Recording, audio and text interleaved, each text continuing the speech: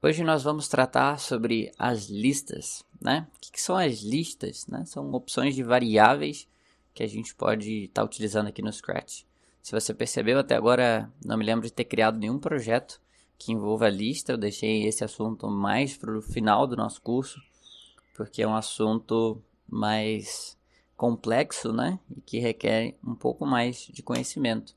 E acredito que se você chegou até aqui, já está apto a entender sobre as listas e a gente já pode começar a ver como é que elas funcionam, né? É um assunto que a gente precisa entender bem. Vai dar base até mesmo para a gente utilizar esses mesmos conceitos fora do Scratch quando a gente for criar, por exemplo, um aplicativo ou um sistema, né? Algo assim.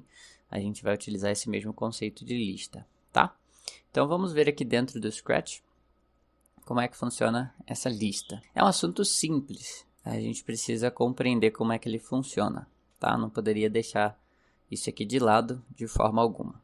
Então a lista ela fica aqui na área das variáveis, né? Assim como nós temos uma variável que guarda um único dado, uma lista ela vai guardar vários dados, né? Por exemplo, eu tenho uma lista de nomes que guarda nomes. E como é que eu faço para criar uma lista?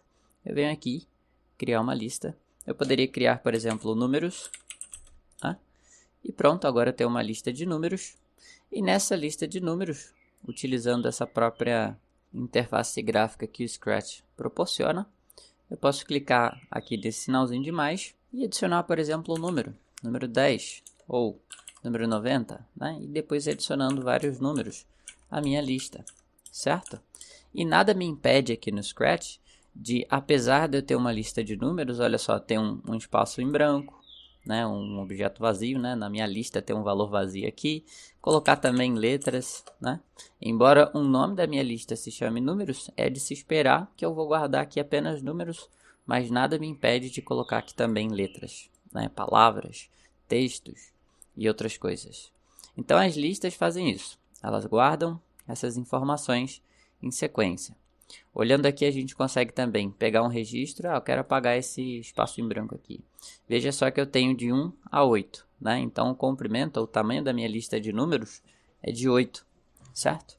Então eu posso vir aqui e fechar, né? Excluir, e agora o comprimento diminuiu, o tamanho diminuiu, né? Eu posso fechar essa última aqui também, excluir ela, e agora eu tenho 6. Se eu excluir essa 63 aqui, ó, ela vai excluir e a 12 vai passar para cima, a 5 vai subir e a 6 também vai subir.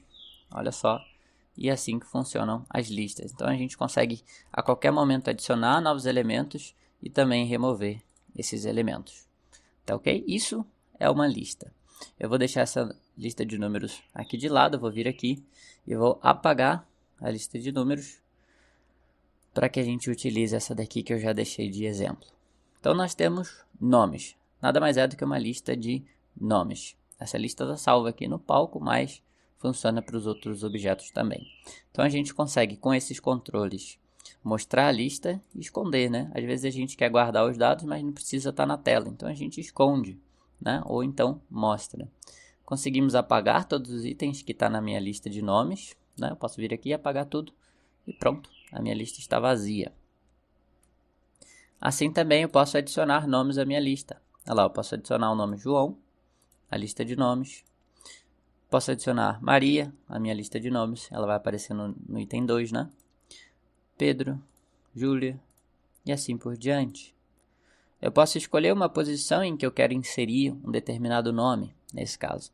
Eu quero inserir o Lucas na posição 3 da minha lista de nomes. Então veja que eu tenho aqui na posição 3 o Pedro. Quando eu inserir o Lucas aqui na posição 3, ele vai jogar o Pedro para baixo e, consequentemente, a Júlia também vai ser jogada para baixo. Olha só. Inseri ali ó, o Lucas na posição 3, porque eu quis inserir na posição 3, e os outros registros foram jogados mais para baixo. O comprimento da minha lista, 5. Veja que esse comprimento vai acompanhando a quantidade de itens que eu tenho aqui na minha lista. Né? Eu posso apagar um registro específico, por exemplo, eu quero apagar o registro de número 4. Então, qual é a linha 4? Eu posso ver 1, 2, 3, 4. É a linha onde está o Pedro. Eu venho aqui e apago. Então, se eu apagar de novo a linha 4, veja que ele vai apagar dessa vez a Júlia, né? Mas, Se eu tentar apagar, por exemplo, o registro de número 9, que não tem, o que acontece? Não acontece nada. Ele tenta apagar algo que simplesmente não existe. Ele não dá nenhum erro, simplesmente não faz nada, né? Como se ele tentasse apagar e não existe, então continua seguindo normalmente. Eu posso substituir um item da minha determinada lista. Então, por exemplo, eu tenho o número 1 com o João. Eu poderia pegar o registro de número 1, ou índice de número 1, ou primeiro valor, né, o valor 1, enfim, da minha lista de nomes e trocar por Roberto. Então ele vai vir aqui, onde está João, vai escrever Roberto, né? Então eu poderia fazer isso de outra forma também, né?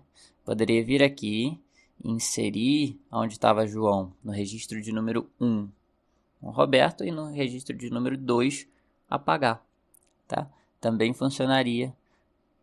Seria como se fosse uma forma maior, né, de fazer esse mesmo processo aqui de substituição. Se a gente não pudesse realmente reescrever e só apagar os registros, a gente ia inserir e depois apagar o de baixo. Mas funciona dessa forma aqui. E conseguimos também recuperar esses registros, né? Por exemplo, quem é o item 2 dessa lista? O item 2 dessa lista é Maria, porque a gente está vendo, né? Mas olha só, ele mostra pra gente. Maria. E eu digo o seguinte também. Qual é o número, ou qual é a linha, ou qual é o índice do registro da Júlia nessa lista de nomes? Por exemplo, a Júlia está em que posição? Ah, ela está na posição 4.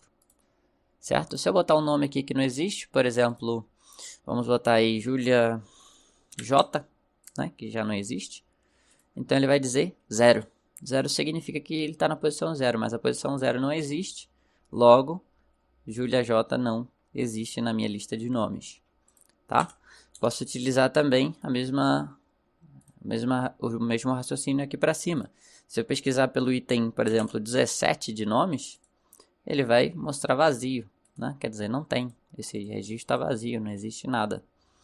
Então, assim também a gente pode utilizar e saber se existe um registro naquela posição, procurar por alguém. A gente pode estar utilizando essas informações aqui. Temos como saber também o tamanho, né, do meu registro. Eu tenho quantas pessoas aqui na minha lista de nomes. Imaginem que fosse uma lista de convidados. Eu quero adicionar somente 5 pessoas. Eu posso utilizar esse controle aqui, né?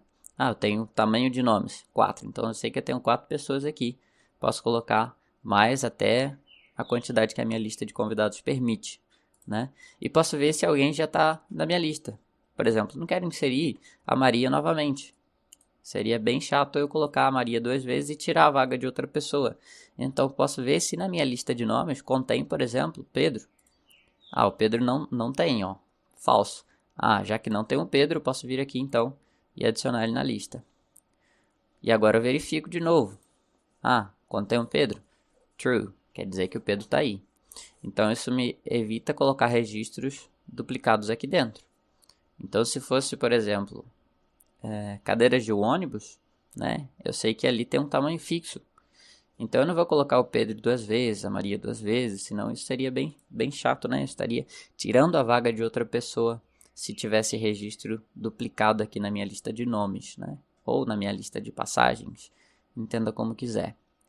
Certo? Então essas são as funções que vem aqui, ó. Todas essas funções. É só isso? É basicamente só isso. Agora, a maneira como você vai manipular essas listas é que vai dar o poder dessa estrutura tão interessante que a gente tem no Scratch.